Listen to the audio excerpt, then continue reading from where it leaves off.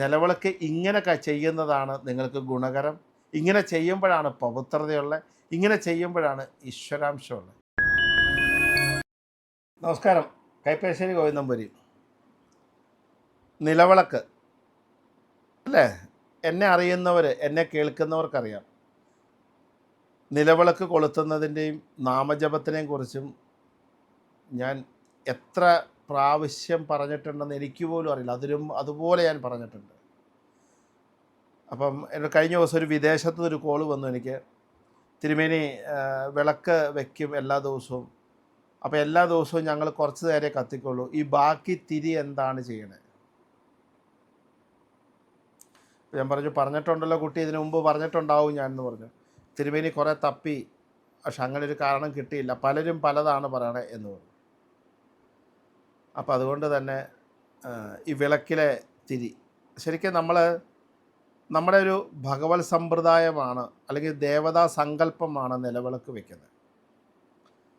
നിലവിളക്ക് വയ്ക്കുക എന്ന് പറഞ്ഞിട്ടുണ്ടെങ്കിൽ നമ്മുടെ മനസ്സിൽ ആരാധിക്കുന്ന, നമ്മൾ ജീവിതത്തിൽ ആരാധിക്കുന്ന, നമ്മുടെ ജീവിതത്തിനെ മുൻപോട്ട് നയിക്കുന്ന, നമ്മുടെ നന്മയിലേക്ക് നയിക്കുന്ന, നമ്മുടെ മനസ്സിന് ശക്തി നൽകുന്ന നമ്മുടെ ഈശ്വരന്മാരുടെ ഒരു പ്രതിസങ്കല്പ രൂപം, ഒരു സങ്കല്പപൂര രൂപമായിട്ടാണ് നമ്മൾ നിലവിളക്ക് കൊളുത്തുന്നത്. അല്ലെങ്കിൽ നമ്മൾ ശ്രീലക്ഷ്മിയെ വരവേക്കാൻ വേണ്ടി നമ്മൾ കൊളുത്തുന്നതാണ് നിലവിളക്ക്. അപ്പോൾ ഒരു ദേവന് ചെയ്യുമ്പോൾ അല്ലേ, അതിൻ്റേതായി നിൽക്കുന്ന വൃത്തിയും ശുദ്ധിയും നമ്മൾ പരിപാലിക്കണം. കാരണം എല്ലാ ദിവസവും നിലവിളക്കിൽ വൃത്തിയായിട്ട് കഴുകി ശുചിയായിട്ട് മാത്രമേ കത്തിക്കൂ. പക്ഷെ രാവിലെ കത്തിച്ച വിളക്ക് വൈകുന്നേരം കത്തിക്കുമ്പം അത്ര നിർബന്ധമായി കഴുകണം നിർബന്ധമില്ല, മനസ്സിലാവും. പക്ഷേ ഒരു ദിവസത്തെ ആരംഭത്തിൽ എപ്പോൾ കത്തിക്കുന്നുണ്ടോ ആ കത്തിക്കുന്ന വിളക്ക് കഴുകിയ വിളക്ക് ആയിരിക്കണം. കാരണം അതൊരു നിർമാല്യ ശുദ്ധം പോലെ ആകാൻ പാടില്ല. തലേ ദിവസം കഴിച്ച ഇലയിൽ എടുത്തു വെച്ചിട്ട് പിറ്റേ ദിവസം നമുക്ക് കഴിക്കാൻ പറ്റില്ലല്ലോ. അത് കഴിഞ്ഞു, അത് കളഞ്ഞു, അങ്ങനെയല്ലേ എന്ന് പറയണ പോലെ തന്നെ ഒരു ദിവസത്തിൻ്റെ ആരംഭത്തിൽ ഒരു നിലവിളക്ക് കത്തിച്ചാൽ അത് അന്ന് വൈകുന്നേരം വരെയാണ്, അത് കഴിഞ്ഞാൽ അത് കളയണം. അപ്പോഴാണ് ഈ ചോദ്യം വരണേ, അതിനകത്തെ എണ്ണ എന്ത് ചെയ്യണം, അതിനകത്തെ തിരി എന്ത് ചെയ്യണം? ഞാൻ പലപ്പോഴും എണ്ണയുടെ കാര്യവും നെയ്യിൻ്റെ കാര്യം ചോദിക്കുമ്പോൾ പറയാറുണ്ട്, അതിൻ്റെ ആ തീരുന്ന ആ സമയം വരെ അവിടെ കത്തി നിന്നോട്ടെ. ചിലർ പറയും, ആരോ പറഞ്ഞിട്ടുണ്ടെന്ന് 7 മണി കഴിഞ്ഞ് വിളക്ക് കത്തിച്ചാൽ പാപമാണ് എന്ന് പറഞ്ഞവരൊക്കെ ഉണ്ടെന്ന്. ഒരു പാപവും ഇല്ല കേട്ടോ. 24 മണിക്കൂർ നിലവിളക്ക് കത്തി നിൽക്കാമെങ്കിൽ അതിഗംഭീരമാണ്. നിങ്ങളിപ്പോൾ വൈകുന്നേരം എണ്ണ ഒഴിച്ചു, അല്പം കൂടുതലാണ്, ആ എണ്ണ തീരുന്നിടം വരെ അവർ കത്തിക്കോട്ടെ. എണ്ണ തീരാറാകുമ്പോൾ കരിന്തിരി കത്തിക്കുന്നത് തൊട്ട് മുമ്പായിട്ട് ആ തിരി പുറകോട്ട് വലിച്ചതങ്ങ് കെടുത്തിക്കോളും, ഒരു പ്രശ്നവുമില്ല. എന്നിട്ട് അത്താഴമൊക്കെ കഴിഞ്ഞ് കിടക്കണതിന് മുമ്പ് വിളക്കൊക്കെ വൃത്തിയായി തേച്ച് കഴുകി പൂജാമുറിയോടെ കമത്തി വയ്ക്കുക രാവിലെ കത്തിക്കാൻ വേണ്ടി. ഈ തിരി കത്തിച്ച തിരി സാധാരണഗതിക്ക് പണ്ടൊക്കെ കിഴക്ക് വടക്ക് മൂലയുള്ള തെങ്ങിൻ്റെ ചുവട്ടിലേക്ക് കളയും. ഇന്ന് കിഴക്ക് വടക്ക് മൂലി തെങ്ങുണ്ടെന്ന് പറയാൻ പറ്റില്ല. പക്ഷെ അശുദ്ധമല്ലാത്ത സ്ഥലത്തേക്ക് മണ്ണിൽ നിക്ഷേപിക്കുക. തിരി കഴിഞ്ഞു, മണ്ണിൽ നിക്ഷേപിച്ച് കളയാം. നമുക്ക് ഭൂമിയിൽ നിക്ഷേപിച്ച് കളയുക എന്ന് മാത്രമേ ഉള്ളൂ. ശുദ്ധമായിട്ട് ഒരു സ്ഥലം എന്ന് പറഞ്ഞാൽ വേസ്റ്റ് ഇടുന്ന സ്ഥലം ആവരുത്. കുളിച്ചിട്ട് വെള്ളം വന്ന വേസ്റ്റ് കുഴി കൊണ്ടിടരുത്. അല്ലെങ്കിൽ നമ്മൾ ഭക്ഷണമൊക്കെ കഴിച്ചു കൊണ്ടിരുന്ന വേസ്റ്റ് കുഴി കൊണ്ടിടരുത്. അങ്ങനെ വേണ്ട. കാരണം നമ്മൾ 1 മിനിറ്റ് ആണെങ്കിലും ആ തിരിയുടെ ജ്വലനം കൊണ്ട് ആ അഗ്നി ഭഗവാനെ ആവാഹിച്ചിരുത്തിയ ഒരു സ്ഥലമാണ് ആ തിരി. അതുകൊണ്ട് തന്നെ അത് വേസ്റ്റ് സ്ഥലത്തിടാൻ പാടില്ല. കിഴക്ക് ഭാഗത്തോ വടക്ക് ഭാഗത്തോ പടിഞ്ഞാറ് ഭാഗത്തോ പറമ്പുകളിൽ നിക്ഷേപിക്കാം. അല്ലെങ്കിൽ ഒരു പാത്രത്തിൽ സൂക്ഷിച്ച് വെക്കാം. പറമ്പിൽ പാത്രത്തിൽ ഒരു പാത്രത്തിലെല്ലാം ഇട്ട് സൂക്ഷിച്ച് വയ്ക്കുക, ഒരു സ്ഥലവും ഇല്ലാത്തവർ. എന്നിട്ട് എപ്പോഴെങ്കിലും അത് വെള്ളത്തിൽ ഒഴുക്കി കളയാം. ഇതല്ലെങ്കിൽ എല്ലാം കൂടെ കൂട്ടിയിട്ട് ഒരുമിച്ച് എന്താ പറയണേ, വല്ല ചതുർത്ഥി ദിവസമൊക്കെ അടുപ്പിലിട്ട് ആ തിരി എല്ലാം കൂടെ കൂട്ടി കത്തിച്ച് ഒരു 4 പ്ലാവിൻ വിറക് ഇട്ട് 2 ഗണപതി നാളികേരമൊക്കെ കത്തിച്ച് അങ്ങനെ ചെയ്യാം. ഇതല്ലെങ്കിൽ ഒരുമിച്ച് അത് കത്തിച്ച് കളയാം കൂട്ടി വെച്ചിട്ട്, അല്ലെങ്കിൽ വെള്ളത്തിൽ ഒഴുക്കി കളയാം. കാരണം അത് വേസ്റ്റ് സ്ഥലത്തിരിക്കാൻ കിടക്കുന്നത്. അപ്പോൾ കത്തിക്കുക എന്ന് പറയുമ്പോൾ പെട്ടെന്ന് ചിന്തിക്കേണ്ട, ദേവസങ്കല്പത്തുള്ള തിരി എങ്ങനെയാണ് കത്തിക്കുന്നത്? അത് കത്തിക്കൊണ്ടിരുന്ന തിരിയാണ്, അഗ്നി ഭഗവാനെ ആവാഹിച്ച തിരിയാണ്, അഗ്നി ഇരുന്ന തിരിയാണ്. ആ തിരി ആയതുകൊണ്ടാണ് വേസ്റ്റ് സ്ഥലത്തിടരുതെന്ന് പറയുന്നത്. മനസ്സിലാവുന്നത്? അത് ഒന്നല്ലേ മണ്ണിലേക്ക് നമുക്ക് നിർമ്മാർജ്ജനം ചെയ്യാം, ഇതില്ലെങ്കിൽ ജലത്തിൽ നിർമ്മാർജ്ജനം ചെയ്യാം. അങ്ങനെയാണ് അത് ചെയ്യേണ്ടത്.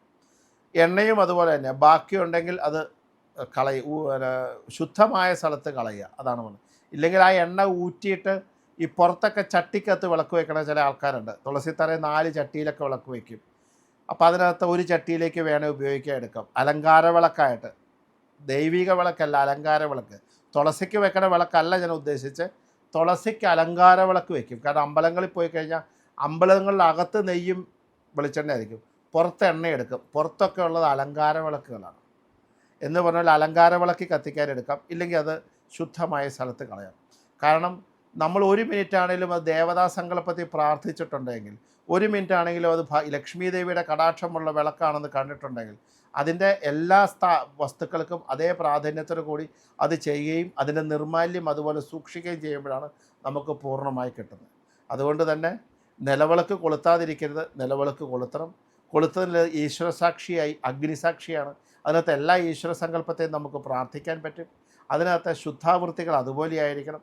എല്ലാ ദിവസവും വൃത്തിയാക്കി ചെയ്യുക എന്നുള്ളതാണ് അതിൻ്റെ ഒരു പവിത്രത, അതിൻ്റെ ഒരു ഗംഭീരം. 10 ദിവസം പോലും വിളക്ക് കഴുകാതെ തിരിമാറ്റാതെ കത്തിക്കണ സ്ഥലങ്ങളെ വരെ എനിക്കറിയാം. പക്ഷേ അതൊക്കെ ആൾക്കാരെ കാണിക്കാനുള്ള ഭക്തിയാണ്, അവനവൻ്റെ പരമ്പരയ്ക്കുള്ള ഭക്തിയല്ല എന്ന് പറയേണ്ടി വരും. അതുകൊണ്ട് തന്നെ നിലവിളക്ക് ഇങ്ങനെ ചെയ്യുന്നതാണ് നിങ്ങൾക്ക് ഗുണകരം. ഇങ്ങനെ ചെയ്യുമ്പോഴാണ് പവിത്രതയുള്ളത്, ഇങ്ങനെ ചെയ്യുമ്പോഴാണ് ഈശ്വരാംശമുള്ളത്. അതുകൊണ്ട് അതേ രീതിയിൽ തന്നെ ചെയ്യുക. അതിൻ്റെ അനുഗ്രഹം, അതാ ചെറിയ കാര്യത്തിൽ വലിയ അനുഗ്രഹമുണ്ട്. അത് നമ്മളൊക്കെ എല്ലാ ദിവസവും അമ്പലത്തിൽ പോകുന്നവരല്ല, പക്ഷേ എല്ലാ ദിവസവും ദേവസങ്കല്പത്തെ തൊഴുന്നവരാണ്. അത് നിലവിളക്കോടാണ്, അതിൻ്റെ അനുഗ്രഹം വേറെയാണ്. അത് അങ്ങനെ തന്നെ ചെയ്യുക. നമസ്കാരം.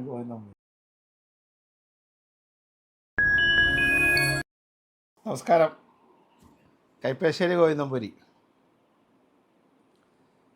ഈ മേടമാസം അവസാനത്തെ ദിവസം, മേടമാസം 31-ാം തീയതി, മെയ് മാസം 14-ാം തീയതി വ്യാഴത്തിൻ്റെ പകർച്ചയാണ്.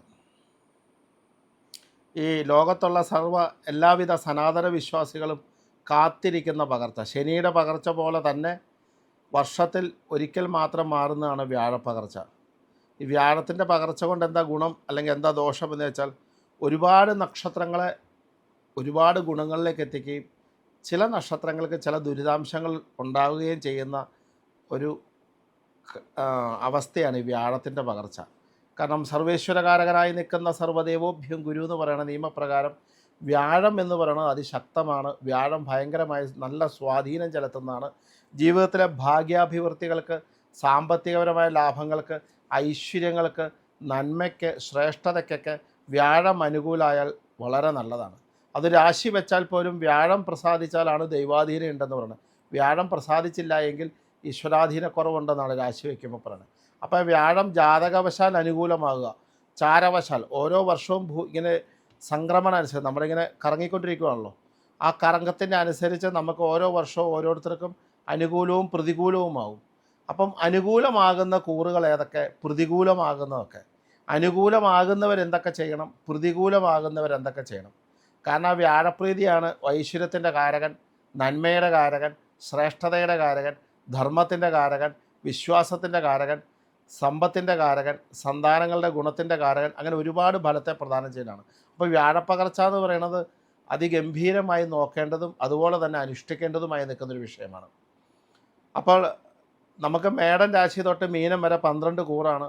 ഓരോ കൂറുകൾക്കും അനുഭവയോഗ്യമാകുന്ന കാര്യങ്ങളെക്കുറിച്ചാണ് പറയുന്നത്. ആദ്യമായിട്ട് മേടം രാശി. ഈ മേടൻ രാശി എന്ന് പറഞ്ഞാൽ അശ്വതിയും ഭരണിയും കാർത്തികയുടെ ആദ്യ ഭാഗവും കൂടുന്ന മേടക്കൂറുകാർക്ക്. മേടക്കൂറുകാരുടെ 2-ലാണ് നിലവിൽ വ്യാഴം സഞ്ചരിക്കൊണ്ടിരിക്കുന്നത്. ആ 2-ലെ വ്യാഴം 3-ലേക്ക് മാറുകയാണ്. കാരണം ഇടവത്തിൽ നിന്ന് മിഥുനത്തിലേക്കാണ് വ്യാഴത്തിൻ്റെ പകർച്ച. അപ്പോൾ 2-ാം ഭാവത്ത് നിന്ന് 3-ാം ഭാവത്തേക്ക് ചാരവശാൽ വ്യാഴം മാറിക്കഴിയുമ്പോൾ, ശരിക്കും പണ്ടത്തെ കാരണവന്മാരൊക്കെ പറയും 3-ലെ വ്യാഴം മുറവിളി കൂട്ടുന്നു. അങ്ങനെയൊന്നുമില്ല. പക്ഷേ എന്നിരുന്നാൽ പോലും വ്യാഴം 3-ലേക്ക് മാറുമ്പോൾ ഉണ്ടായിരുന്ന ആ ഒരു എന്താ പറയുക, വളരെ നന്നായിട്ട് ഓടിക്കൊണ്ടിരുന്ന ഒരു വാഹനം പെട്ടെന്ന് നിർത്തിയ പോലെ തന്നെ ഒരു ചെറിയ മന്ദഗതി ജീവിതത്തിൽ അനുഭവപ്പെടാൻ സാധ്യതയുണ്ട്. മന്ദഗതി എന്ന് പറഞ്ഞിട്ടുണ്ടെങ്കിൽ എല്ലാ കാര്യങ്ങൾക്കും കുറച്ച് തടസ്സങ്ങൾ വരിക, കൃത്യമായ സമയത്ത് നടക്കാതിരിക്കുക, അതുപോലെ തന്നെ സമ്പത്ത് വരാതിരിക്കുക, സമ്പത്തിന് ദുർച്ചലവ് വരിക, അങ്ങനെയൊക്കെ വരാനുള്ള സാധ്യതകൾ വളരെ കൂടുതലാണ്. പൊതുവെ എല്ലാ കാര്യങ്ങൾക്കും ഒരു ഭാഗ്യത്തിനൊരു മങ്ങൽ പോലെയൊക്കെ വരാനുള്ള സാധ്യതകൾ കൂടുതലാണ്. അപ്പം അതുകൊണ്ട് അത്ര ടെൻഷൻ അടിക്കാനുള്ള കാര്യമൊന്നുമില്ല. 3-ലെ വ്യാഴം അത്രയ്ക്ക് മറവുണ്ടെങ്കിൽ പോലും അത്ര എന്താ പറയുക, ഒരുപാട് അങ്ങ് ഭയപ്പെടേണ്ടതായി നിൽക്കുന്ന വിഷയങ്ങളില്ല. എന്തായാലും മേടക്കൂറുകാർ നിർബന്ധമായിട്ട് അടുത്ത ഒരു വർഷക്കാലം വിഷ്ണു ഭജനം വളരെ നന്നായി ചെയ്യുക. ഈ വ്യാഴത്തിന് അപ്രീതി സംഭവിച്ചാൽ, വ്യാഴഗ്രഹം മാറിക്കഴിഞ്ഞാൽ നമ്മൾ പ്രീതിപ്പെടുത്തേണ്ട ഈശ്വരന്മാർ കൃഷ്ണൻ, മഹാവിഷ്ണു, ശ്രീരാമൻ, നരസിംഹം, അങ്ങനെ പറയുന്ന വൈഷ്ണവാദി മൂർത്തികളെയാണ് കൂടുതലായിട്ട് നമ്മൾ പ്രാർത്ഥിക്കുകയും കാര്യങ്ങളൊക്കെ ചെയ്യേണ്ടത്. അപ്പോൾ അതുകൊണ്ട് തന്നെ ആ പ്രാർത്ഥനകൾ കൂടുതലായിട്ട് ചെയ്യുന്നത് വളരെ നല്ലതാണ്. വ്യാഴാഴ്ച വിഷ്ണുവിൻ്റെ അമ്പലത്തിൽ പോവുക, ശ്രീകൃഷ്ണൻ്റെ അമ്പലത്തിൽ പോവുക, അല്ലെ ശ്രീരാമൻ്റെ അമ്പലത്തിൽ പോവുക, അല്ലെ നരസിംഹത്തിൻ്റെ അമ്പലത്തിൽ പോവുക, ഭഗവാന് പ്രദക്ഷിണാദികൾ, നെയ്വിളക്ക് കാര്യങ്ങളൊക്കെ ചെയ്യുക, ഭഗവാന്റെ മുമ്പിൽ നിന്ന് ധാരാളം നാരായണനാമം ജപിക്കുക, അങ്ങനെയൊക്കെ ചെയ്ത്, അതുപോലെ തന്നെ വ്യാഴത്തിൻ്റെ ബൃഹസ്പതി എന്നാണ് പറയുന്നത്, ബൃഹസ്പതി മന്ത്രങ്ങൾ ജപിക്കുക, ബൃഹസ്പതി നാമങ്ങൾ ജപിക്കുക, അത് അദ്ദേഹത്തെ പ്രീതിപ്പെടുത്തുക, സമയദോഷം മാറാൻ പ്രാർത്ഥിക്കുക, ഇത്യാദി വിഷയങ്ങൾ ചെയ്യുന്നത് അവർക്ക് ഒരുപാട് അനുകൂലമാകും. പുതിയതായി നടക്കുന്ന എഗ്രിമെൻറ്റുകൾ, കാര്യങ്ങൾ, വാങ്ങൽ കൊടുക്കൽ, അതൊക്കെ ഒന്ന് സൂക്ഷിച്ച് വേണം. സാമ്പത്തിക ഇടപാടുകളൊക്കെ ഒന്ന് ശ്രദ്ധിച്ച് ചെയ്യണം, നല്ലതാണ്. കടം കൊടുക്കുന്നതൊക്കെ സൂക്ഷിക്കുക, അതൊക്കെ ഒന്ന് ശ്രദ്ധിക്കുക എന്ന് മാത്രമാണ് മേടക്കൂറുകാരോട് പറയാനുള്ളൂ. അടുത്തത് നമ്മൾ ഇടവൻ രാശിയിലേക്ക് വരാം. കാർത്തിക മുക്കാലും രോഹിണിയും മകയിരത്തിൻ്റെ ആദ്യ ഭാഗവും കൂടുന്ന ഇടവക്കൂറുകാർ. ഈ ഇടവത്തിൽ ആണിപ്പോൾ വ്യാഴം നിൽക്കണേ. ഇടവത്തിൽ ലഗ്നത്തിൽ തന്നെയാണ് വ്യാഴം നിൽക്കണത്. അത് 2ലേക്ക് വരികയാണ്. അതിഗംഭീരമാകുകയാണ്, വളരെ ഗംഭീരമാകുകയാണ്. കാരണം നിങ്ങൾക്ക് സാമ്പത്തികപരായക കൂടുക, പുതിയ ജോലികൾ കിട്ടുക, തൊഴിൽ പ്രമോഷൻ കിട്ടുക, വസ്തുവകകൾ വാങ്ങാൻ പറ്റുക, വിദേശയാത്രകൾ നടക്കുക, കാർഷിക ലാഭങ്ങൾ കിടക്കുക, വിദേശ യാത്രകൾ ചെയ്യാൻ പറ്റുക, മംഗളകർമ്മങ്ങൾ നടക്കുക, വാഹനങ്ങൾ വാങ്ങുക, ആഭരണാദികൾ വാങ്ങുക, അങ്ങനെ സന്തോഷകരമായ ഒരു കാലഘട്ടത്തിലേക്കാണ് ഇടവക്കൂറുകാർ വരുന്നത്. കാരണം വിദ്യാഭ്യാസം പൂർത്തിയാക്കുക, നല്ല നല്ല യാത്രകൾ ചെയ്യുക, കുട്ടികൾക്കൊക്കെയാണ് ജോലികൾ കിട്ടുക, അങ്ങനെ ഒരുപാട് കാര്യങ്ങൾക്ക് അനുകൂലമായ സമയമാണ് ഇടവക്കൂറ്. അപ്പോൾ ഇടവക്കൂറ് കേമായിട്ടുള്ള ഫലമാണ്. അപ്പോൾ എന്താ പറയണേ, ഗോവിന്ദമ്പൂരി പറഞ്ഞിട്ടുണ്ട് ഇടവക്കൂറുകാർക്ക് കുഴപ്പമൊന്നുമില്ല, അപ്പോൾ അത് കാരണം ഇനി അമ്പലത്തിൽ പോകണ്ട. അങ്ങനെയല്ല, നമുക്ക് സമയം അനുകൂലമാകുമ്പോൾ അതായത് ശരിക്കും പറയാറില്ലേ, സമ്പത്ത് കാലത്ത് തൈപത്ത് വെച്ചാൽ ആപത്ത് കാലത്ത് കാപത്ത് തിന്നാം എന്ന് ആരോ പറഞ്ഞു വെച്ച പോലെ, ഏറ്റവും നല്ല സമയത്ത് നമ്മൾ നല്ല കാര്യങ്ങൾ ചെയ്താൽ അതിന് 15 ഇരട്ടി ഫലമുണ്ട്. അതുകൊണ്ടാണ് വൈശാഖത്തിൽ നാരായണം ജപിക്കൂ എന്ന് പറയാറുള്ളത്. വൈശാഖത്തിൽ ജപിക്കുമ്പോൾ 10 ഇരട്ടി ഫലമാണ്. അപ്പം സമയം അനുകൂലമാകുമ്പോൾ നാമജപാദികൾക്കും പ്രാർത്ഥനാ കാര്യങ്ങൾക്കും ക്ഷേത്ര ദർശനങ്ങൾക്കും ശക്തി കൂട്ടുമ്പോൾ ആ കിട്ടുന്ന ഫലം മാക്സിമം കിട്ടും. അതിൻ്റെ ഒരു രീതി അതാണ്. അപ്പോൾ അതുകൊണ്ട് തന്നെ ഒരു മറവും ഉണ്ടാകാതെ ആ കിട്ടേണ്ട ഭാഗ്യസമയത്ത് എനിക്ക് പൂർണ്ണമായ അനുഗ്രഹം കിട്ടുകയും, ആ ഒരു വർഷം മതി ഒരു മനുഷ്യനെ സംബന്ധിച്ച് അവൻ്റെ ദുരിതങ്ങളിൽ നിന്ന് രക്ഷപ്പെടാൻ. നന്നായിട്ട് ഒരു വർഷം കിട്ടിയാൽ മതി. അല്ലെങ്കിൽ തൊഴിലിനകത്ത് പുരോഗതി വരിക, സാമ്പത്തിക പുരോഗതി വരിക, കടങ്ങൾ തീർക്കാൻ പറ്റുക, നല്ല നല്ല ലാഭങ്ങൾ കിട്ടുക, നല്ല അനുഭവങ്ങൾ കിട്ടുക, നല്ല ജോലി കിട്ടുക, നല്ല വിവാഹബന്ധം കിട്ടുക, ഇതൊക്കെ ഏറ്റവും വലിയ ഭാഗ്യങ്ങളാണ്. അപ്പോൾ അതൊക്കെ കിട്ടുന്നതിന് നല്ല സമയമാണ് എന്ന് കേട്ടാൽ, ആ നല്ല സമയം ഒരു തടസ്സവും കൂടാതെ എനിക്ക് മുഴുവൻ കിട്ടണം. അങ്ങനെയാണല്ലോ. അത് കിട്ടുന്നതിന് എന്താ, പ്രാർത്ഥന കൂട്ടുകയാണ് വേണ്ടത്, കുറയ്ക്കുകയല്ല വേണ്ടത്. അങ്ങനെ ചെയ്യണം. അപ്പോൾ അങ്ങനെ ചെയ്യണ എല്ലാ കാര്യങ്ങളും നിങ്ങൾക്ക് പുതിയതായി എന്ത് വേണമെങ്കിലും ആലോചിച്ചാൽ നടക്കാൻ പറ്റുന്ന കാലഘട്ടമാണ്. മാനസികമായും ശാരീരികമായിരുന്ന ബുദ്ധിമുട്ടുകൾക്കൊക്കെ ഒരുപാട് വ്യത്യാസമുണ്ട്. ഇപ്പോഴാണ് കണ്ടകശനിയും കൂടെ തീർന്ന് വളരെ നല്ല സമയത്തിലേക്ക് കിടക്കുകയാണ്. ശരിക്കും ഒരു കാര്യം പറഞ്ഞാൽ ഒരു പരിധി വരെ നല്ല യോഗത്തിലേക്ക്, നന്മയുള്ള യോഗത്തിലേക്ക് കടക്കാൻ പറ്റുന്ന കാലഘട്ടമാണ് ഇടവക്കൂറുകാർക്ക്. അതിനുശേഷം മിഥുനക്കൂറുക്കിലേക്ക് വരികയാണ്. ഈ മിഥുനം മകയിരത്തരയും തിരുവാതിരയും പുണർത്തിൻ്റെ ആദ്യ ഭാഗം കൊടുക്കുന്ന മിഥുനക്കൂറുകാർക്ക് ഇപ്പോൾ 12ാമത്തെ വ്യാഴമാണ്. ശരിക്കും മിഥുനക്കൂറുകാരുടെ കഴിഞ്ഞ ഒരു വർഷത്തെ അവസ്ഥ എന്ന് പറഞ്ഞാൽ അസുഖം കൊണ്ട് പീഡിപ്പിക്കപ്പെടുക, മാനസികമായി നിൽക്കുന്ന സങ്കടങ്ങളുണ്ടാവുക, ഒരു കാര്യം കൃത്യസമയത്ത് നടക്കാതെ വരിക, എത്ര കിട്ടിയാലും 4 ഇരട്ടി ചിലവാകുക, അങ്ങനെ കുറേ ബുദ്ധിമുട്ടുകൾ അനുഭവിച്ച് അവർ വന്നുകൊണ്ടിരിക്കുകയായിരുന്നു. കഴിഞ്ഞ ഒരു വർഷമായിട്ട് അത്യാവശ്യം നന്നായിട്ട് അനുഭവിച്ചിട്ടുണ്ട്. അവർക്ക് ഒരാശ്വാസം കിട്ടുകയാണ് ലഗ്നത്തിലേക്ക് വേണം. കേമം എന്നൊന്നും പറയാനില്ല എങ്കിൽ പോലും അവർക്ക് ഉറപ്പായിട്ടും ആശ്വാസം കിട്ടും. കാരണം എന്താ വെച്ചാൽ മിഥുനക്കൂറുകാർക്ക് ലഗ്നത്തിലേക്ക് വ്യാഴം വരുമ്പോൾ വ്യാഴം മറവില്ല, വ്യാഴം തെളിഞ്ഞിട്ടുണ്ട്. അപ്പോൾ അതുകൊണ്ട് തന്നെ അതിൻ്റേതായി നിൽക്കുന്ന അനുകൂലാവസ്ഥകൾ അവർക്ക് വരാൻ പോവുകയാണ്. അവർക്കും ഈ പറഞ്ഞ പോലെ എന്തെങ്കിലുമൊക്കെ ആലോചിച്ച് വെച്ച കാര്യങ്ങളൊക്കെ തുടങ്ങാൻ സാധിക്കും. വീട് പണിയൊക്കെ സ്റ്റാർട്ട് ചെയ്യാം, നല്ല കോഴ്സുകൾ എടുത്ത് സെലക്ട് ചെയ്ത് വിദ്യാഭ്യാസത്തിന് തുടക്കം കുറിക്കാം, വിദേശത്ത് പഠിക്കാൻ പോകുന്ന കുട്ടികൾക്ക് വിദേശത്ത് പഠിക്കാൻ പോകുന്ന സാധ്യതകളുണ്ടാവും, ഭൂമി മേടിക്കാൻ ആഗ്രഹമുള്ളവർക്ക് ഭൂമിയൊക്കെ വാങ്ങി നോക്കി തുടങ്ങാം. അതുപോലെ തന്നെ വീട് പണി ആഗ്രഹിക്കുന്നവർക്ക് വീടിൻ്റെ കാര്യങ്ങൾക്കൊക്കെ ഇറങ്ങിത്തിരിക്കാൻ പറ്റും. കാർഷിക മേഖലയിൽ ഇൻവെസ്റ്റ് ചെയ്യുന്നതിന് കുഴപ്പമില്ല. അവർക്കും സമാധാനപരമായി നിൽക്കുന്ന ഒരു പരിധി വരെ സന്തോഷകരമായി നിൽക്കുന്ന കാലഘട്ടത്തിലേക്കാണ് അവർ കിടക്കാൻ പോകുന്നത്. ആ ഉണ്ടാകുന്ന ഒരു വല്ലാത്ത ഒരു വിമ്മിഷ്ടത്തിൽ നിന്ന് ഈശ്വര ആശ്വാസമായി എന്ന് പറയുന്നൊരു അവസ്ഥയിലേക്ക് അവർക്ക് എത്താൻ പറ്റുകയാണ്. എങ്കിലും ലഗ്നത്തിലെ വ്യാഴമാണ്. ആ ലഗ്നത്തിലെ വ്യാഴമായ കാരണം വൈഷ്ണവ ഭജനങ്ങൾ, നാരായണനാമജപാദികൾക്കൊന്നും യാതൊരു കുറവും വരുത്തണ്ട. അപ്പോൾ കുറച്ചുകൂടി ഉത്തരോത്തര അഭിവൃദ്ധിക്ക് അത് കാരകത്വം വഹിക്കും. അപ്പോൾ അതുകൊണ്ട് തന്നെ ആ എന്താ പറയുക, ഒരു സങ്കടപ്പെട്ട് നിൽക്കുന്ന, ഒരു വിമർശനത്തിൽ നിൽക്കുന്ന ഒരു ആശ്വാസം കിട്ടുന്ന അവസ്ഥയിലേക്ക് അവർക്ക് മാറ്റങ്ങളുടെ കാലഘട്ടം തന്നെയാണ്. കഴിഞ്ഞ വർഷം അനുഭവിച്ച ദുരിതങ്ങളൊന്നും അവർക്ക് അനുഭവിക്കാൻ സാധിക്കില്ല. സാമ്പത്തിക മേഖലയൊക്കെ ഓപ്പൺ ആവും, തൊഴിൽപരമായിട്ടൊക്കെ പുരോഗതി ഉണ്ടാവും, ബിസിനസ് രംഗത്ത് പുരോഗതി ഉണ്ടാവും, സിനിമാ രംഗത്ത് ഇരിക്കുന്നവർക്ക് പുരോഗതി ഉണ്ടാവും. അതുപോലെ തന്നെ രാഷ്ട്രീയക്കാർക്കൊക്കെ നല്ല മാറ്റങ്ങളുടെയൊക്കെ ഒരു കാലഘട്ടത്തിലേക്കാണ് കടക്കാൻ പോകുന്നത്. എന്നാലും ഈ പറഞ്ഞ പോലെ കൃഷ്ണൻ, വിഷ്ണു ഭജനങ്ങൾ, നാമജപാദികൾ, ഗുരുവായൂർ ദർശനം അതൊക്കെ നിർബന്ധമായി ചെയ്തുകൊണ്ടിരിക്കുക. നേരെ കർക്കിടകക്കൂറുകളിലേക്ക് വരികയാണെങ്കിൽ ഈ പുണർത്തിൻ്റെ അവസാനവും പൂയവും ആയില്യവും കൂടുന്ന കർക്കിടകക്കൂറുകാർക്ക് 11ാമത്തെ വ്യാഴം കഴിഞ്ഞ ഒരു വർഷം അത്യന്തം ദോഷകരമായൊരു അവസ്ഥകാലമായിരുന്നില്ല. ഒരു പരിധിവരെ സമാധാനവും സന്തോഷമൊക്കെ നിരുന്നു. ചെറിയ സങ്കടങ്ങൾ അത് മനുഷ്യജീവിതത്തിൽ സംഭവിക്കണമാണ്. അതൊഴിച്ച് പൊതുവേ കർക്കിടകക്കൂറുകാർക്ക് ഒരു ആശ്വാസത്തിൻ്റെ കാലഘട്ടമായിരുന്നു. കർക്കിടകക്കൂറുകാർക്ക് ഒരു സമാധാനത്തിൻ്റെ കാലഘട്ടമായിരുന്നു. അത്യാവശ്യം കാര്യങ്ങളൊക്കെ നടന്നിട്ടുണ്ട്, ജോലി കിട്ടിയിട്ടുണ്ട്, ജോലിക്ക് ശ്രമിക്കുന്നവർക്ക് ജോലി കിട്ടുക. അതുപോലെ തന്നെ സാമ്പത്തിക രംഗത്ത് ബുദ്ധിമുട്ടുണ്ടെങ്കിൽ പോലും അത്യാവശ്യം കാര്യങ്ങൾ നടന്നു പോകുന്നൊരു കാലഘട്ടമാണ്. എന്ന് വെച്ചാൽ 11ാമത്തെ വ്യാഴം ഒരു ദോഷത്തെയും പ്രദാനം ചെയ്യുന്നതല്ല കർക്കിടകക്കൂറ്. പക്ഷേ ഈ മേടമാസത്തെ അവസാനത്തെ ദിവസം തൊട്ട് 12ലേക്ക് വ്യാഴം വരികയാണ്. കർക്കിടകക്കൂറുകാർ ശ്രദ്ധിക്കേണ്ട കാലഘട്ടമാണ്. യാതൊരു കാരണവശാലും 1 രൂപ പോലും ഒരാൾക്ക് കൊടുക്കുന്ന അവസ്ഥ ഉണ്ടാവരുത്. സാമ്പത്തിക നഷ്ടത്തിൻ്റെ കാലഘട്ടമാണ്. അപ്പോൾ എന്ന് പറഞ്ഞാൽ 1 രൂപയും കൊടുക്കാന്ന് പറഞ്ഞാൽ 1 രൂപയും കൊടുക്കാതിരിക്കുക എന്നുള്ള അർത്ഥമല്ല, നോക്കിയും കണ്ടും ചെയ്യുക ഏത് കാര്യങ്ങളും. അതുപോലെ തന്നെ കോടതികൾ, ഈ ബാങ്കുകളിൽ പോയി ജാമ്യം നിൽക്കുക, അനാവശ്യമായിട്ട് ലോൺ എടുക്കുക, അതുപോലെ അനാവശ്യമായി വാഹനം വിറ്റ് പുതിയത് മേടിക്കാൻ നോക്കുക, വീട് വിറ്റിട്ട് പുതിയത് മേടിക്കാൻ നോക്കുക. ഇങ്ങനെ ഏത് കാര്യം ചെയ്യുമ്പോഴും ഒരു 10 വട്ടമെങ്കിലും ആലോചിച്ച് ചെയ്യാമെങ്കിൽ അത് വളരെ കേമാവും, വളരെ ഗംഭീരമാവും. കാരണം ശ്രദ്ധിച്ച് ചെയ്യുക എന്നുള്ളതാണ് മാത്രം. കാരണം 12ാമത്തെ വ്യാഴം വരുമ്പോൾ വ്യയം എന്നാണ് പറയുന്നത്, നഷ്ടങ്ങളാണ്. അപ്പം നഷ്ടം വരാതിരിക്കുക എന്ന് വെച്ച് കഴിഞ്ഞാൽ 12ാമത്തെ വ്യാഴം വന്നു, ഇനി തീർന്നു, എൻ്റെ ലൈഫ് പോയി, അങ്ങനെ ഒന്നും ഓർക്കണ്ട.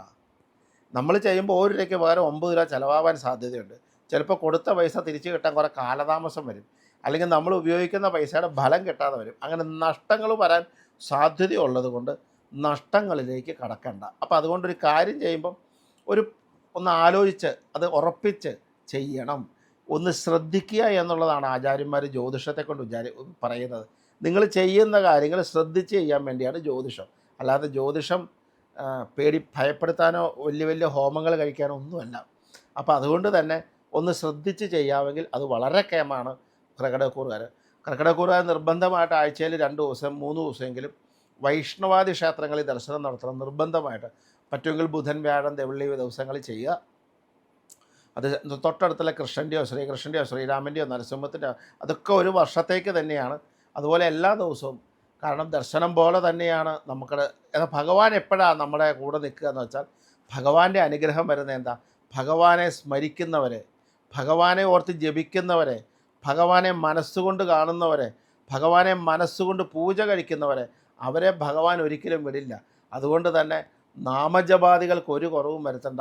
ധാരാളം നാരായണനാമം ജപിച്ചോളൂ, ഹരേരാമ ജപിച്ചോളൂ, നാരായണൻ്റെ എല്ലാ മന്ത്രങ്ങളും ജപിച്ചോളൂ, നാരായണീയം ജപിച്ചോളൂ. അതൊക്കെ വളരെ കേമാണ്, ഗംഭീരമാണ്.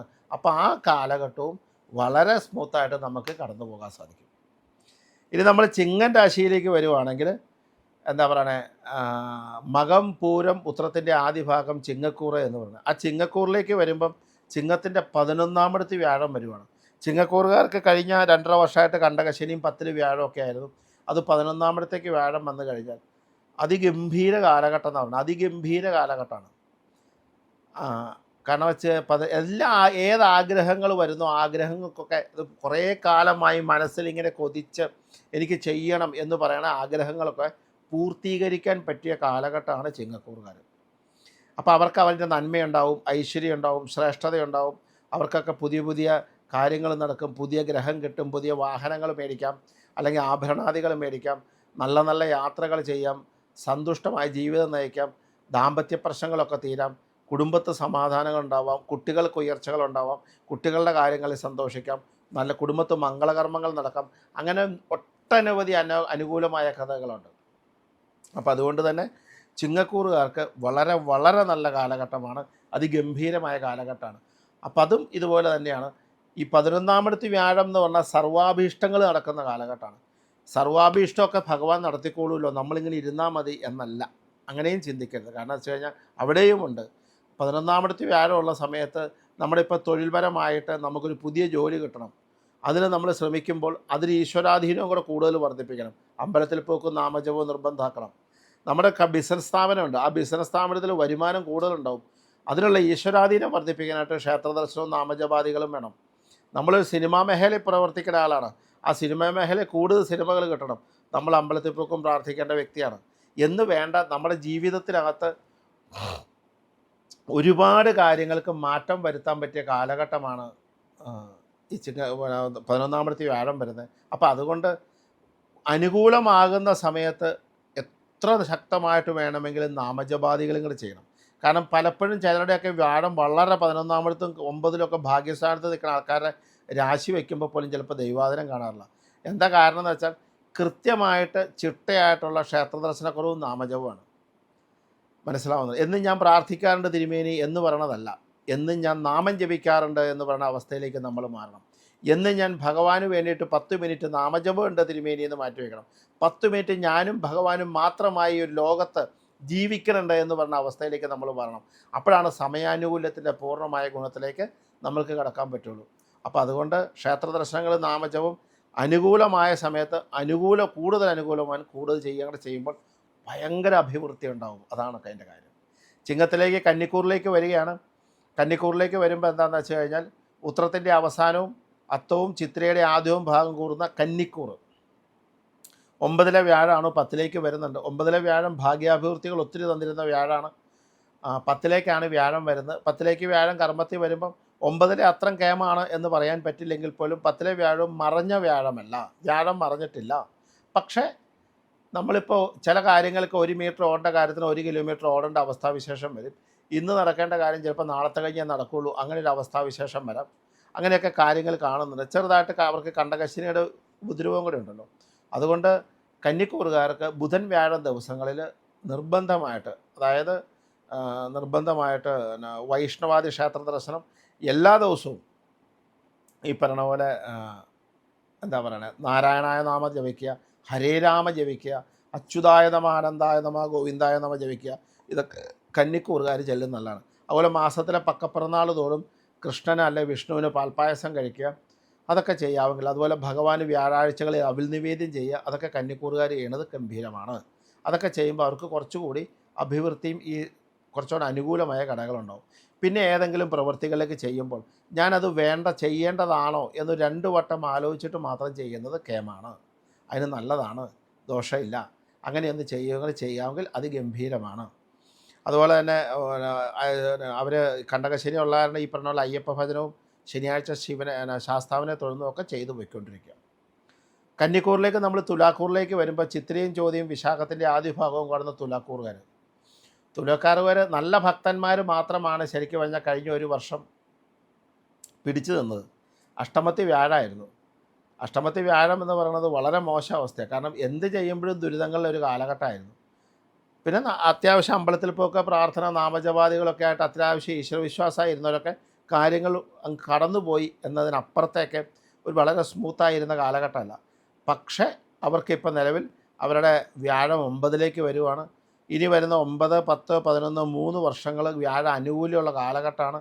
അപ്പോൾ ഒരു ലോങ് പ്രൊജക്റ്റുകൾക്കൊക്കെ അവർക്ക് തുടങ്ങാൻ പറ്റിയ കാലഘട്ടമാണ്. ഈ ഷോർട്ട് പീരീഡ് അല്ല, ലോങ് പ്രൊജക്റ്റായിട്ടൊക്കെ അവർക്ക് ഇറങ്ങാൻ പറ്റുന്ന സമയമാണ്. അതുപോലെ തന്നെ അവർക്ക് നല്ല ബിസിനസ് രംഗത്ത് പൈസ നിക്ഷേപിക്കാം. അതുപോലെ തന്നെ വിദേശത്ത് ബിസിനസ് തുടങ്ങാം. അതുപോലെ തന്നെ പുതിയ വിദ്യാഭ്യാസത്തിന് ശ്രമിക്കുന്നവർക്ക് പഠിത്തത്തിന് വേണ്ടിയിട്ട് അവർക്ക് ശ്രമം തുടങ്ങാം. അതുപോലെ നല്ല കോഴ്സുകൾ എടുത്ത് പഠിക്കാം. അതുപോലെ നല്ല നല്ല നല്ല കാർഷിക മേഖലയിൽ നല്ല നല്ല ഇതൊക്കെ പൈസ ഇറക്കുന്നതൊക്കെ വളരെ നല്ലതാണ്. പൊതുവെ തുലാക്കൂറുകാർക്ക് നല്ലതാണ്. ബിസിനസ് രംഗം പൊതുവെ അനുകൂലമാകുന്ന കാലഘട്ടമാണ്. തൊഴിൽ രംഗത്തൊക്കെ വളരെ അനുകൂലമാണ്. പുതിയ തൊഴിലിൻ്റെ ബ്രാഞ്ചുകൾ തുടങ്ങുന്നതിനും മറ്റ് കാര്യങ്ങളൊക്കെ നല്ലതാണ്. സിനിമാ രാഷ്ട്രീയക്കാർക്കൊക്കെ അതിഗംഭീരമാണ്. 3 വർഷത്തേക്ക് കുഴപ്പമില്ല. 3 വർഷം വ്യാഴാനുകൂലമാണ്.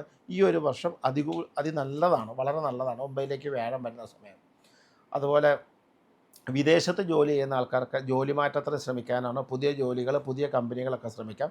അതുപോലെ തന്നെ സാലറി വർധനവിന്, പ്രൊമോഷനൊക്കെ സാധ്യതയുള്ളവർക്ക് അത് നോക്കാം. ട്രാൻസ്ഫർ വേണ്ടവർ ട്രാൻസ്ഫറിലേക്ക് നോക്കാം. ഭാര്യാഭർത്താക്കന്മാർ അകന്നു കഴിയുന്നവർക്കൊക്കെ ഒരുമിച്ച് ജീവിക്കാനുള്ള കാലഘട്ടം. അങ്ങനെ നിരവധി ഗുണങ്ങൾ നമുക്ക് കാണുന്നുണ്ട്. അതൊക്കെ ചെയ്യാൻ പറ്റിയ കാലഘട്ടമാണ്. നല്ലതാണ്, വളരെ ഗംഭീരമാണ്.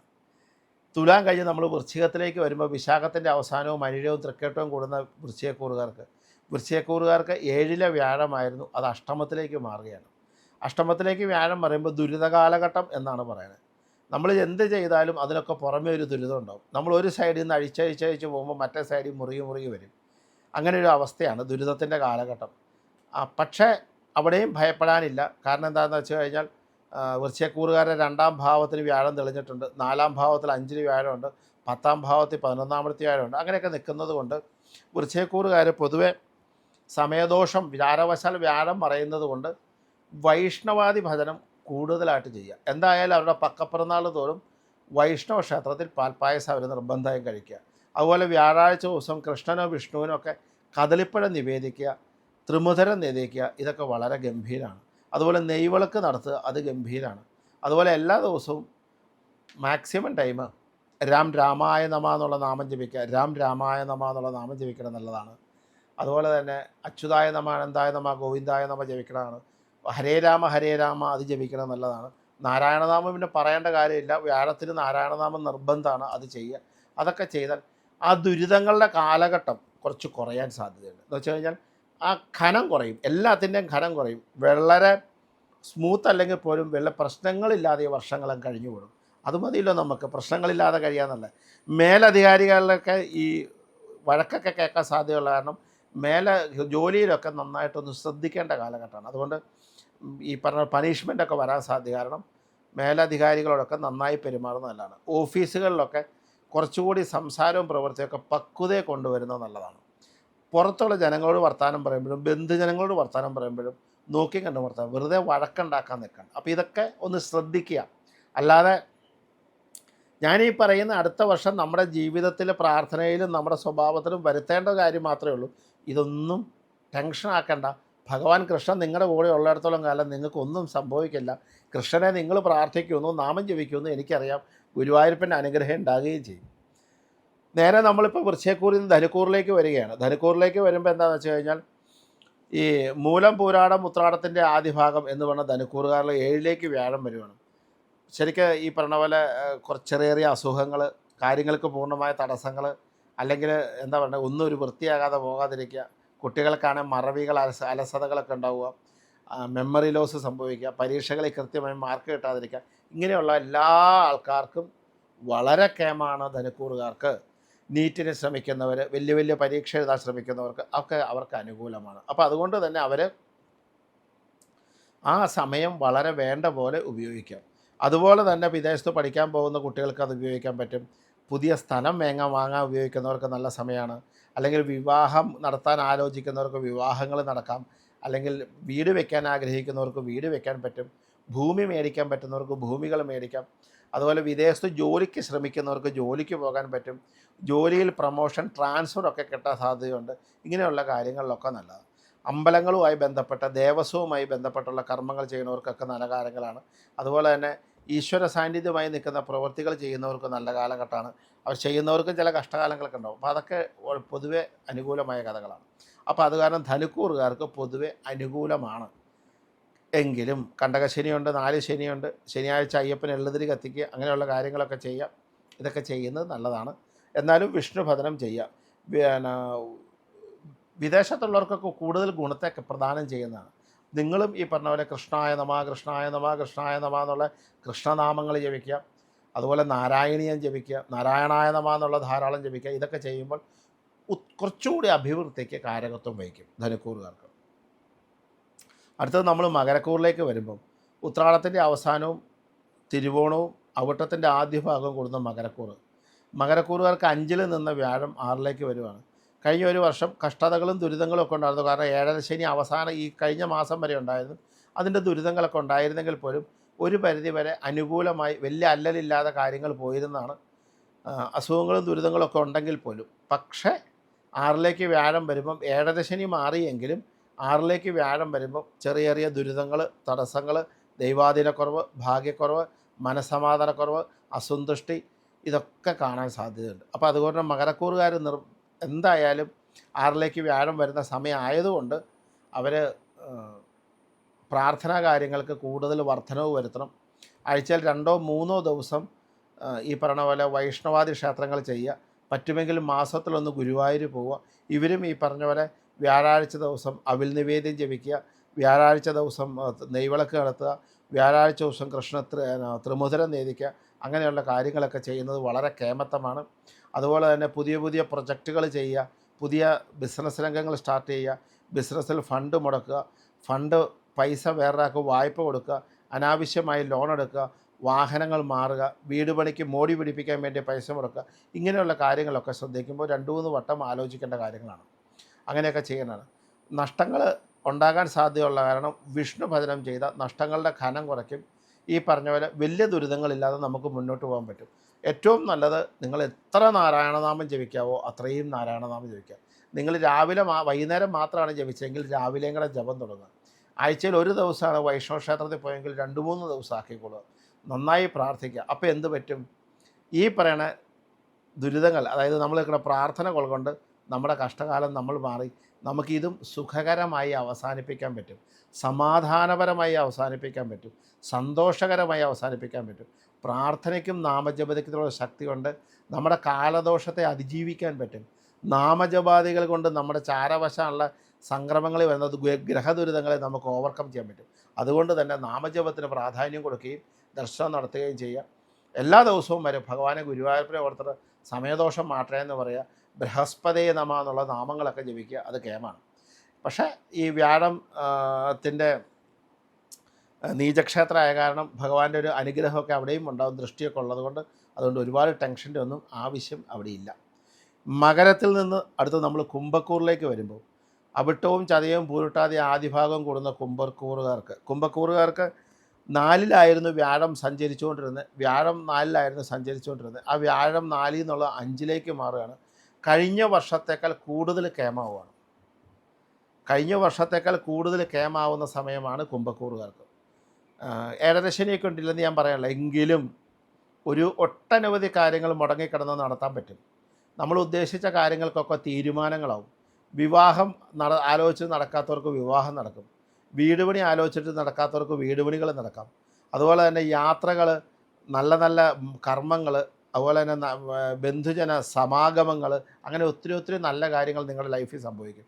ഇതൊന്നും നിങ്ങൾ അധികം ടെൻഷനൊന്നുമില്ലാതെ കാര്യങ്ങൾ മുന്നോട്ട് പോകാൻ പറ്റും. അതുകൊണ്ട് നിർബന്ധമായിട്ട് കുംഭക്കൂറുകാർക്ക് ഗുണകരമായ കാലഘട്ടവും കിട്ടാവുന്ന നല്ല സമയവുമായതുകൊണ്ട് വളരെ നല്ല പ്രാർത്ഥനയും കൂടെ ഉണ്ടെങ്കിൽ ഈ വർഷം അവർക്ക് ഒരുപാട് കാര്യങ്ങൾ നടക്കാൻ പറ്റും. ഒരുപാട് കാര്യങ്ങൾ.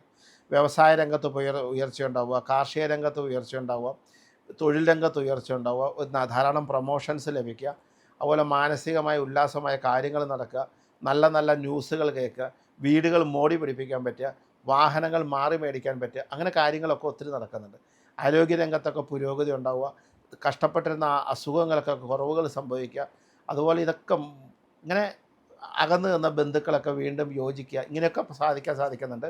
അപ്പോൾ അതുകൊണ്ട് നല്ല കാലഘട്ടമാണ്. അപ്പോൾ നല്ല കാലഘട്ടം ആകുമ്പം ഈ പറയുന്ന കാര്യങ്ങൾ, അനുകൂലമായ കഥകളൊക്കെ നടക്കണമെങ്കിൽ അവിടെയും ഭഗവാൻ ഗുരുവായൂരപ്പൻ്റെ, മഹാവിഷ്ണുവിൻ്റെ, ശ്രീരാമൻ്റെ, നരസിംഹത്തിൻ്റെ ഒക്കെ അനുഗ്രഹം വേണം. അതുകൊണ്ട് തന്നെ അവിടെയും നമ്മൾ ധാരാളം അനുകൂലമായ ഫലങ്ങളെല്ലാം പൂർണ്ണ അനുകൂലത്തിലേക്ക് ലഭിക്കട്ടെ ഈശ്വരായ എന്നൊരു സങ്കല്പത്തിൽ നാരായണായ നമാന്ന് ജപിച്ചോളൂ, ധാരാളം ജപിച്ചോളൂ. അങ്ങനെ ജപിക്കുമ്പോൾ എന്താ ഗുണം എന്ന് വെച്ച് കഴിഞ്ഞാൽ അനുകൂലമായത് കൂടുതലായിട്ട് നമുക്ക് ലഭിക്കും. നമുക്കിപ്പോൾ ശരിക്ക് ഒരു സാധാരണ ജോലിയാണെങ്കിൽ കേമായൊരു ജോലി കിട്ടട്ടെ, നമുക്ക് 1000 രൂപയുടെ പ്രൊമോഷൻ ആണെങ്കിൽ 5000 രൂപയുടെ പ്രൊമോഷൻ ആവട്ടെ, നമ്മുടെ തൊഴിലിനകത്ത് 1000 രൂപയുടെ കച്ചവടമാണെങ്കിൽ അത് 2000 ആകുവാണെങ്കിൽ 5000 ആകട്ടെ, നാമജപാദികൾ ചെയ്തോളൂ, ഭജനം കൂട്ടിക്കോളൂ, അതിഗംഭീരമാവും. അടുത്ത മീനക്കൂറിലേക്ക് വരാം. മീനക്കൂറിലേക്ക് വരുമ്പം ഈ പറഞ്ഞ പൂരുട്ടാതിയുടെ അവസാനവും ഉത്രട്ടാതിയും രേവതിയും കൂടുന്ന മീനക്കൂറുകാർക്ക് 3-ല് വ്യാഴമാണ്. ഈ 3-ലെ വ്യാഴം ശരിക്കും പറഞ്ഞാൽ അവർക്ക് ബുദ്ധിമുട്ടായിരുന്നു കഴിഞ്ഞ ഒരു വർഷക്കാലം. ബുദ്ധിമുട്ടെന്ന് പറഞ്ഞു കഴിഞ്ഞാൽ ഇങ്ങനെ കഷ്ടിച്ച കാര്യങ്ങളൊക്കെ നടന്നു പോകും, ഉദ്ദേശിക്കുന്ന ഒന്നും സമയത്ത് നടക്കില്ല, ഒരുപാട് കഷ്ടതകൾ അനുഭവിച്ചിട്ടുണ്ട്, ബുദ്ധിമുട്ടുകളൊക്കെ അനുഭവിച്ചിട്ടുണ്ട്, എല്ലാത്തിനും ഒരു മാനസിക സമ്മർദ്ദം, കുട്ടികളുടെ കാര്യത്തിൽ സങ്കടം, കുടുംബത്തിൽ സങ്കടം, ഇങ്ങനെയൊക്കെ പലവിധ ദുരിതങ്ങളാൽ അലഞ്ഞിരുന്ന ഒരു കാലഘട്ടം എന്ന് വേണേൽ പറയാം. അതിൽ നിന്ന് കിട്ടുന്ന ഒരു മോചനമാണ് ഈ 4-ലേക്ക് വ്യാഴം വരുമ്പോൾ. അപ്പോൾ 4-ലെ വ്യാഴം അതികേമം എന്നുള്ളതല്ലെങ്കിൽ പോലും മറഞ്ഞു നിൽക്കുന്ന വ്യാഴത്തേക്കാൾ അനുകൂലമാണ് തെളിഞ്ഞു നിൽക്കുന്ന വ്യാഴം. വ്യാഴം മറഞ്ഞു നിൽക്കുമ്പോൾ ഉണ്ടാകുന്നതിനേക്കാൾ വളരെ അനുകൂലമാണ് തെളിഞ്ഞത്. അപ്പോൾ അതുകൊണ്ട് വ്യാഴാനുകൂല്യം അനുകൂലമായതുകൊണ്ട് ഒരു കാരണവശാലും അനുകൂലമാകുന്നതുകൊണ്ട് നിങ്ങൾക്ക് ഇതുവരെ ആയി നിന്ന് ആ സ്റ്റക്കായത് നിന്ന് അങ്ങ് മാറ്റുകയാണ്. നിങ്ങൾ ഇരുന്നിടത്ത് നിന്ന് എണീറ്റ് നടക്കാൻ തുടങ്ങുകയാണ്. നിന്നുപോയ പ്രവൃത്തികൾ തുടരാൻ സാധിക്കും. അതുപോലെ ജോലിയില്ലാത്തവർക്ക് ജോലി കിട്ടുന്ന കാലഘട്ടമാണ്. പൂർണ്ണമായിട്ടൊരു കാലോചന, വിവാഹം ശരിക്കും മുടങ്ങിക്കണമെങ്കിൽ വിവാഹാലം നടക്കും. കുട്ടികളുണ്ടാവാത്തവർക്ക് കുട്ടികളുണ്ടാവാനുള്ള സാധ്യതകൾ, അങ്ങനെ അതിനൊക്കെ ചികിത്സിക്കുന്നവർക്ക്, കുട്ടികൾക്ക് നല്ല എഡ്യൂക്കേഷൻ വേണം അല്ലെങ്കിൽ അതിന് മുടങ്ങിയെടുക്കുന്നവർക്ക് അത് നടക്കാൻ പറ്റിയ സമയം, ബുദ്ധിപരമായിട്ടും മറ്റു രീതിയിലൊക്കെ ഒരുപാട് കാര്യങ്ങൾക്ക് നടക്കാൻ പറ്റിയ സമയമാണ്. പ്രതികൂലാവസ്ഥയിൽ നിന്ന് അനുകൂലത്തിലേക്കാണല്ലോ പറഞ്ഞത്. അതുകൊണ്ട് തന്നെ എങ്കിലും പക്ഷേ നമ്മളിപ്പോൾ എന്താ പറഞ്ഞത്, എല്ലാ കാര്യങ്ങൾക്കും ചെയ്തിരുന്ന, പ്രതീക്ഷിക്കുന്ന, ആഗ്രഹിക്കുന്ന കാര്യങ്ങൾക്കൊക്കെ ഒരു പരിധി വരെ മാറ്റങ്ങൾ നിർബന്ധമായും നമുക്ക് ലഭിക്കും ഈ കാലഘട്ടത്തിൽ. എങ്കിലും 4-ലെ വ്യാഴമായതുകൊണ്ട് ഭഗവത് ദർശനങ്ങൾ കൂടുതലായിട്ട് കൂട്ടുക. ഇപ്പം ഇതുവരെ ചെയ്യുന്നതിലും ഒരല്പം കൂടെ കൂട്ടി ചെയ്താലും കുഴപ്പമില്ല. നമുക്ക് സമയമുള്ളപ്പോഴൊക്കെ കൃഷ്ണൻ്റെ അമ്പലത്തിലോ വിഷ്ണുവിൻ്റെ അമ്പലത്തിലോ അടുത്തുള്ള അമ്പലത്തിൽ പോകാൻ ശ്രമിക്കുക. അറ്റ്ലീസ്റ്റ് വൈകുന്നേരം ദീപാരാധനയെങ്കിലും പോയി തൊഴുക. അങ്ങനെയൊക്കെ ശ്രദ്ധിക്കുന്നത് നല്ലതാണ്. എന്തെങ്കിലും ഭഗവാന് ഈ പറഞ്ഞ പോലെ മാസത്തിലൊരിക്കൽ നിവേദ്യാദികൾ ചെയ്യാം. അതുപോലെ ഭഗവാന് പാലുകൊണ്ട് അഭിഷേകം ചെയ്യാം, ത്രിമധുരം കഴിക്കുക, നെയ്വിളക്ക് നടത്തുക, പാൽപ്പായസം കഴിക്കുക, ഇങ്ങനെയുള്ള കാര്യങ്ങളൊക്കെ ചെയ്യുന്നത് വളരെ ഗംഭീരമാണ്. അതുപോലെ തുളസിമാല ചാർത്തുക, ഇതൊക്കെ അതിഗംഭീരം തന്നെയാണ്. അതുപോലെ തന്നെ പറയുകയാണെങ്കിൽ പറഞ്ഞ പോലെ എന്തുമാത്രം രാമനാമം ജപിക്കാമോ അത്രയും രാമനാമം ജപിക്കുക. രാമനാമം ജന്മശനികളുള്ളതുകൊണ്ടാണ് പറഞ്ഞത് രാമ രാമ രാമ രാമ രാമ രാമ പാഹിമാം രാമ. അത് പണ്ട് നമ്മുടെ മുത്തശ്ശനും മുത്തശ്ശിമാരും ഒക്കെ ജപിച്ച് നമുക്ക് ഒട്ടനവധി ഐശ്വര്യത്തെ തന്ന നാമമാണ്. അങ്ങനെ ജപിക്കാം. അല്ലെങ്കിൽ രാം രാമായ നമ, രാം രാമായ നമ, രാം രാമായ നമ, രാം രാമായ നമ എന്നുള്ള രാമനാമം ജപിക്കാം. അങ്ങനെ ആ നാമജപത്തിലൂടെ നമുക്ക് ഒരുപാട് ഐശ്വര്യത്തിലേക്ക് നമുക്ക് കടക്കാൻ പറ്റും. ആ 4-ലെ വ്യാഴം ഒരുപാട് ഗുണത്തിലേക്ക് പ്രദാനം ചെയ്യും. അങ്ങനെ ഒരു സമയം കൂടെയാണ്. അത് പ്രാർത്ഥിച്ചാൽ നടക്കാത്തതായിട്ട് ഒരു കാര്യവുമില്ല, ജപിച്ചാൽ നടക്കാത്ത കാര്യമില്ല. ഈ വ്യാഴത്തിൻ്റെ മൊത്തം മേടം തൊട്ട് മീനം വരെ നമ്മൾ രാശികൾ വരുമ്പോൾ കുറേ കൂറുകാർക്ക് ഭയങ്കര രാജയോഗം പോലെ നന്മകൾ ഉണ്ടാകുന്നു, ചിലർക്ക് ചില ദുരിതങ്ങൾ ഉണ്ടാകുന്നു. ഈ ദുരിതങ്ങളെയും നന്മകളെയും നമ്മൾ ചൂണ്ടിക്കാണിക്കുക എന്താണെന്ന് വെച്ചാൽ അടുത്ത ഒരു വർഷം നമ്മുടെ ജീവിതത്തിൽ നമ്മൾ പാലിക്കേണ്ട ഈശ്വരനുമായി ബന്ധപ്പെട്ട കർമ്മങ്ങൾ എങ്ങനെയാണ് എന്ന് ഓരോ കൂറുകാർക്കിടെയും പറയുമ്പോൾ കൂറിൻ്റെ ഫലം ഒന്നാണ്, ജാതകഫലം വേറെയാണെങ്കിൽ പോലും ഏത് ദശാസന്ധി അനുഭവിക്കുകയാണെങ്കിലും ഏത് പ്രായത്തിലാണെങ്കിലും കൂറിൻ്റെ ഫലം ഒരേപോലെ തന്നെയാണ്. അതുണ്ടായ കുട്ടിക്കും അവസാന കുട്ടിക്കും ഇപ്പോൾ ഉണ്ടായ കുട്ടിക്കാണ് ഈ 90 വയസ്സായി മരിക്കാൻ കിടക്കുന്ന വ്യക്തിക്കാണെങ്കിലും കൂറുഫലം ഒരുപോലെയാണ് പറയുന്നത്. അപ്പം എല്ലാ കാര്യങ്ങൾക്കും വ്യാഴത്തിൻ്റെ ഫലം ഭാഗ്യകാരകനാണ്, ഐശ്വര്യത്തിൻ്റെ പ്രധാനമാണ്. അപ്പോൾ അതുകൊണ്ട് തന്നെ കലിയുഗ മന്ത്രമായി നിൽക്കുന്ന ഹരേ രാമ ഹരേ രാമ രാമ രാമ ഹരേ ഹരേ, ഹരേ കൃഷ്ണ കൃഷ്ണ കൃഷ്ണ ഹരേ ഹരേ, ആ ജപാദികൾ കൊണ്ട് ഈ ഇതൊക്കെ തരണം ചെയ്യാൻ പറ്റും. അതുപോലെ നാരായണായ നമ ജപിച്ചുകൊണ്ട് നാരായണായ നമ നാരായണായ നമ നാരായണായ നമ, ആ നാമജപത്തിലൂടെ തന്നെ ഈ ദുരിതങ്ങളുണ്ടെങ്കിൽ അതേ തരണം ചെയ്യാൻ പറ്റും. ഇത് തന്നെയല്ല, ഗുണങ്ങൾ വരുന്നവർക്കും ഈ നാമജപാദികൾക്ക് അത്യന്താപേക്ഷിതമാണ്. ഗുണങ്ങൾ വരുന്നവരാ ശരിക്കും കൂടുതൽ ചെയ്യണം. ഞാൻ പറയുമ്പോൾ അങ്ങനെ ഉണ്ട്, കഷ്ടകാലം ഉള്ളവരെക്കാൾ കരച്ചാൽ അവർക്ക് ആ സമയത്ത് ആ നേട്ടങ്ങൾ ഉണ്ടാക്കി വെക്കാൻ പറ്റുള്ളൂ. കഷ്ടകാലം ഉള്ളവർക്ക് കഷ്ടകാലം മാറിയാൽ മതിയെങ്കിൽ ഗുണമുള്ളവർക്ക് ഒരുപാട് നീട്ടി വെക്കാൻ, നാളത്തേക്കൂടെ നേടി വെക്കാനും കൂടെ ഉണ്ട്. അപ്പം എല്ലാ കൂറുകാരും പതിവ് നമ്മൾ ചെയ്യുന്ന പോലെ തന്നെ നാരായണായ നമ നാരായണായ നമ നാരായണായ നമ നാരായണ നാരായണായ നമ നാരായണായ നമ നാരായണായ നമ നാരായണ. ഭഗവാൻ മഹാവിഷ്ണുവിനെ പ്രാർത്ഥിച്ചുകൊണ്ട് അദ്ദേഹത്തിന് മുമ്പിൽ ആരാധിച്ചുകൊണ്ട് അദ്ദേഹവുമായി എല്ലാ ദിവസവും 10 മിനിറ്റെങ്കിലും നമ്മൾ മനസ്സുകൊണ്ട് പൂജ ചെയ്ത് അദ്ദേഹത്തെ ചിന്തിച്ചു കൊണ്ടിരിക്കുന്ന ഒരു വ്യക്തിക്കും ഒരു കാരണവശാലും അത് വ്യാഴത്തിൻ്റെ പകർച്ച അനുകൂലമായാലും പ്രതികൂലമായാലും ഒരു ദോഷവും സംഭവിക്കില്ല. അനുകൂലമാകുന്നവർക്ക് കൂടുതൽ ഫലത്തെയും പ്രതികൂലമാകുന്നവർക്ക് പൂർണ്ണ സംരക്ഷണവും നൽകുന്നതാണ്. അതുകൊണ്ട് ഭഗവാനെ ആരാധിക്കുക, ഭഗവാന്റെ നാമങ്ങൾ ജപിക്കുക, ഭഗവാനെ പ്രാർത്ഥിക്കുക. ഈ ഒരു വർഷം എല്ലാ കൂറുകാരും അങ്ങനെ തന്നെ ചെയ്തോളൂ. ഒരിക്കലും ഒരു സങ്കടത്തിലും പാത്രീഭവിക്കില്ല. നമസ്കാരം. ഗോവിന്ദ നമ്പൂതിരി.